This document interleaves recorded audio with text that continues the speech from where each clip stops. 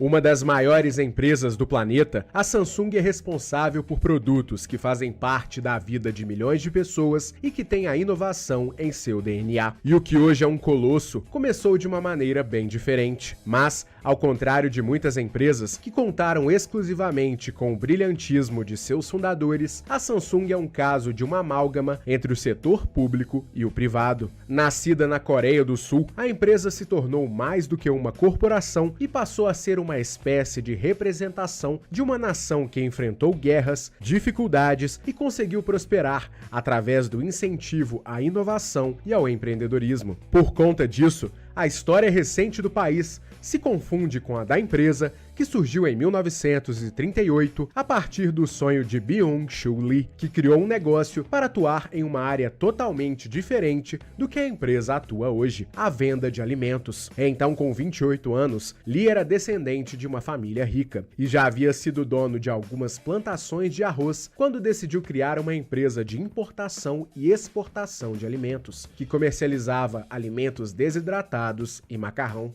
Surgia assim a Samsung Trading Company, na cidade de Daegu. O nome é a junção da palavra Sun, que significa 3, e Sung, que é estrela, ambas em coreano. E o número 3 é visto como um sinal de grandeza e força no país. E as 3 estrelas foram parte do logotipo da empresa até 1993. O negócio surgia em uma Coreia ainda unificada, mas totalmente carente e com pouquíssima infraestrutura, que tentava se livrar de anos de dominação japonesa que havia transformado o país em um protetorado nipônico, limitando o crescimento da região, que se tornava praticamente uma colônia. Na prática, os coreanos haviam retomado o controle do país, mas ainda havia um impasse jurídico e diplomático que só seria resolvido anos depois, com o fim da Segunda Guerra Mundial.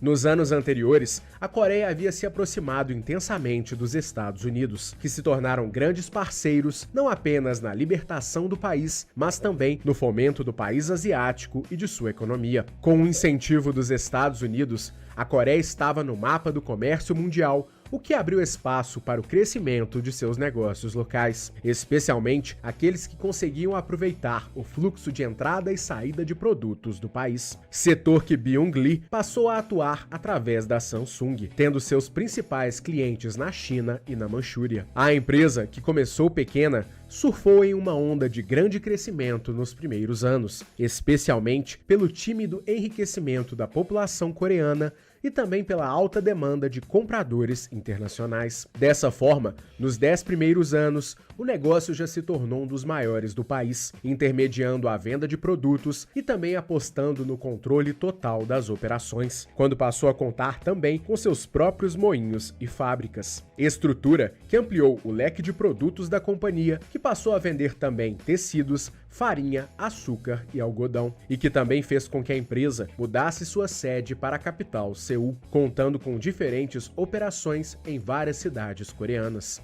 Porém, a prosperidade da empresa e da própria Coreia foi extremamente abalada pelo desenrolar da nova definição geopolítica da região, em razão dos tratados que foram celebrados após a Segunda Guerra Mundial, o que fez com que o norte do país passasse a ser de controle provisório da União Soviética e o sul sob controle provisório dos Estados Unidos. Inicialmente, a ideia era assegurar que a Coreia pudesse garantir sua independência e não sofresse qualquer tentativa futura de dominação dos japoneses, o que culminaria na posterior unificação do país. Apesar disso, a União Soviética não aceitou promover a reunificação em 1947 e assim foi oficializada a divisão da Coreia, com a fundação da República da Coreia, que se tornou mundialmente conhecida como Coreia do Sul, e a República Democrática Popular da Coreia, conhecida como Coreia do Norte. O movimento por si só já abalava a economia local e impactava severamente o negócio da Samsung. E para completar, o Norte decidiu invadir o Sul e realizar a unificação do país em torno de um único país comunista, sob o comando do governante Kim Il-sung, avô de Kim Jong-un. Dessa forma, em 1950, deu-se início à Guerra da Coreia, que colocou os dois lados um contra o outro, com o norte sendo apoiado pela União Soviética e a China, e o sul com o suporte dos Estados Unidos. Em um conflito que durou 3 anos, não teve vencedor e que consolidou a separação em dois países independentes, que continuaram com tensões nas décadas seguintes. A guerra destruiu mais da metade das instalações fabris da Coreia do Sul e seriam necessários vários anos para restabelecer a capacidade produtiva do país. Por conta do conflito, os negócios da Samsung foram extremamente impactados e conseguiram sobreviver graças à grande diversificação que possuía, principalmente pois parte das atividades foram deslocadas para a cidade de Busan, onde os negócios agrícolas mantiveram a saúde do negócio, ainda que os negócios na capital Seul tenham praticamente acabado. Mesmo assim, a empresa se tornou muito menor do que era antes e havia também perdido várias de suas operações que estavam no norte. Dessa forma, a Samsung colocou em prática uma filosofia que esteve presente em toda a sua trajetória: a capacidade de se reinventar constantemente. Com a consolidação da Coreia do Sul, o novo estado passou a contar com o apoio intenso dos Estados Unidos, que fomentaram na região um sistema capitalista inicialmente baseado na agricultura e na exportação, política que foi impulsionada por um projeto semelhante ao Plano Marshall na Europa, que injetou mais de 3 bilhões de dólares no país asiático durante a década de 50. Mas, ao mesmo tempo, este apoio também instituiu um governo autoritário e controlador, que passou a ditar as regras na economia com forte apoio às principais empresas do país, dentre elas a Samsung. A política coreana possibilitou, ao mesmo tempo, o crescimento do país e de algumas importantes empresas nacionais, algo semelhante com a tentativa feita pelo governo brasileiro no início dos anos 2010, com a criação dos chamados campeões nacionais. Nesse contexto, o próprio fundador da empresa, Byung Lee, se tornou intimamente relacionado com os governantes coreanos, fato que se manteve pelas décadas seguintes, mesmo depois de várias trocas de poder e golpes de Estado. O magnata sempre esteve próximo do governante da vez, e o governo local sempre foi um grande parceiro da empresa, o que faz com que a Samsung constituísse uma espécie de amálgama junto ao Estado coreano. E após a guerra, a empresa começou a investir em novas áreas, não só para recuperar o antigo sucesso, mas também para ser uma espécie de longa-manos do governo, fomentando setores importantes na infraestrutura coreana. A partir dali, a empresa começou a atuar na construção de refinarias, na venda de fertilizantes e até no mercado financeiro, através da venda de seguros de vida. Outra atividade importantíssima foi a exportação de sucatas de ferro, que se tornou possível graças à concessão governamental que deu à Samsung o direito de aproveitar os rastros deixados pela guerra, que incluíam até mesmo os restos dos equipamentos bélicos que ficaram espalhados pelo país. Em paralelo, a empresa pegava dinheiro emprestado e comprava as fábricas que haviam sido parcialmente destruídas ou abandonadas no conflito, as reconstruindo e vendendo com grande lucro. E foi a partir de 1969 que a empresa também passou a atuar no setor de eletrônicos, que faria dela mundialmente conhecida, primeiramente com a fabricação de televisores em preto e branco, que oficializava a linha de eletrodomésticos da companhia. Os eletrodomésticos tinham um papel múltiplo.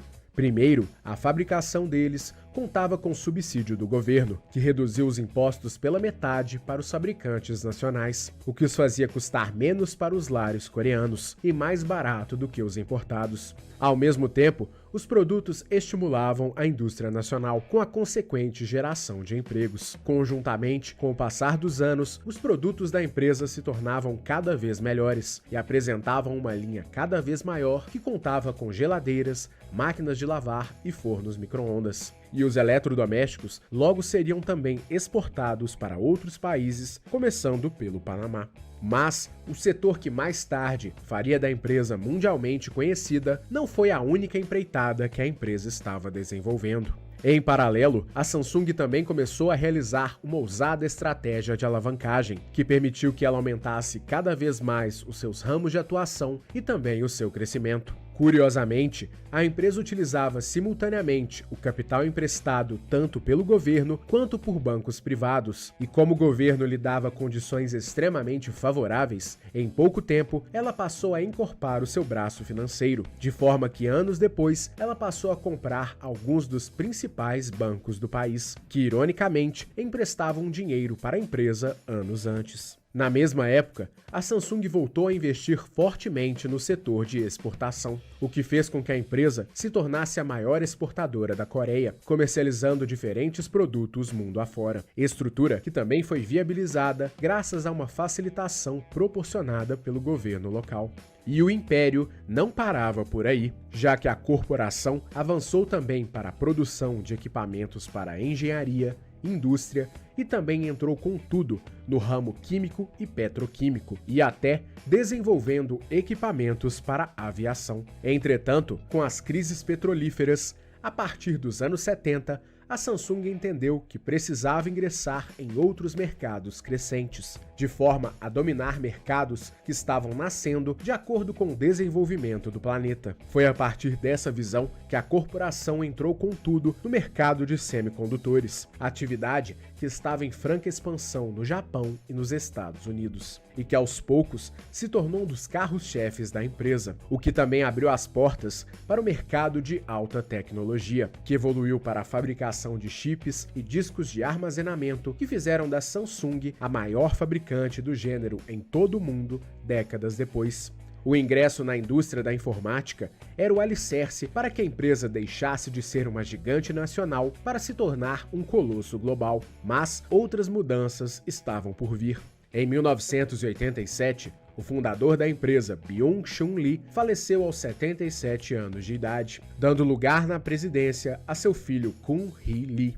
Sob seu comando, foi declarada a segunda fundação da empresa em 1988. Um movimento essencial que literalmente descolou a Samsung do passado e a transformou em uma empresa majoritariamente de tecnologia, aproveitando o mercado nascente e altamente lucrativo que proporcionou o dobro de crescimento anual para a empresa nos anos seguintes. Em resumo, a segunda fundação significava que o grupo Samsung existente até então se dividiria em 5 empresas diferentes e apenas uma delas manteria o nome original, atuando majoritariamente no setor de alta tecnologia, como acontece até hoje. Na prática, significava a atuação nas áreas de eletrônicos, engenharia e química, mantendo também o braço financeiro que se manteve nacionalmente. Na mesma época, a empresa também lançou seu primeiro telefone celular. Dessa forma, a Samsung se popularizou como uma empresa de tecnologia que conseguiu conquistar aos poucos o mercado internacional, lidando com bastante preconceito, já que inicialmente, por ser coreana, era apontada como uma empresa de segundo escalão. Contudo, a empresa continuou aprimorando constantemente o seu parque tecnológico com a aquisição de uma linha de robôs produtivos de última geração e seguiu nos anos seguintes sob uma altíssima exigência de qualidade e um enorme investimento em pesquisa e desenvolvimento. Ilustrando essa alta exigência, é descrito que no início dos anos 90, o presidente Kun-hee Lee queimou um lote de eletrônicos da empresa na frente de seus empregados, alegando que a qualidade era muito baixa e que era necessário que eles mudassem tudo, menos suas esposas e crianças. Sob essas diretrizes, em 2006, a Samsung se tornou a maior fabricante de televisores em todo o mundo, ultrapassando a Sony, e hoje conta com uma linha completa de eletrodomésticos vendidos em todo o mundo e que são líderes de seus segmentos, mostrando que os esforços deram resultado. Da mesma maneira, no mercado de celulares, a Samsung também conseguiu ganhar protagonismo. Primeiro, com uma linha de telefones que consolidou a marca coreana no mercado a partir dos anos 2000, e desde 2009 a empresa entrou no mercado de smartphones, aliando seu know-how já existente na alta tecnologia, criando produtos inovadores que passaram a ser tendência no mercado. E graças a estes esforços, Em 2012, ela se tornou a maior fabricante de celulares do planeta, título que foi obtido graças ao sucesso da tecnológica linha Galaxy, que se tornou o principal rival do iPhone. Por conta disso, a marca se tornou uma referência mundial no mercado de celulares e atualmente alterna a liderança com a Apple, duelando também com as chinesas Xiaomi e Huawei. E hoje, a Samsung é uma das maiores fabricantes de eletrônicos do planeta, com produtos de A a Z, que fazem parte da vida de milhões de pessoas em todo o mundo. Além dos eletrodomésticos e eletrônicos, a coreana produz equipamentos de alta tecnologia para engenharia, química, comunicações, aviação e até navios, através de uma gama de diferentes subsidiárias com atuação mundial. Fato que conferiu faturamento de 1,4 trilhão de dólares para a empresa em 2020, representando mais de 20% do produto interno bruto da Coreia do Sul. Infelizmente, também em 2020, a marca se despediu de seu presidente, Kun Hee Lee, que faleceu aos 78 anos. Ele foi o responsável por transformar a marca em um colosso global. Mas, apesar de seu brilhantismo, também se envolveu com polêmicas e foi condenado a 3 anos de prisão por corrupção em seu país. De toda forma, a Samsung é uma gigante que não para de crescer e criar inovações. E se depender de seu histórico, a empresa vai continuar se reinventando e se tornando cada vez maior a cada novo capítulo. E por conta de todos os seus feitos, a história da Samsung é mais uma história de sucesso que merece ser contada em nosso canal.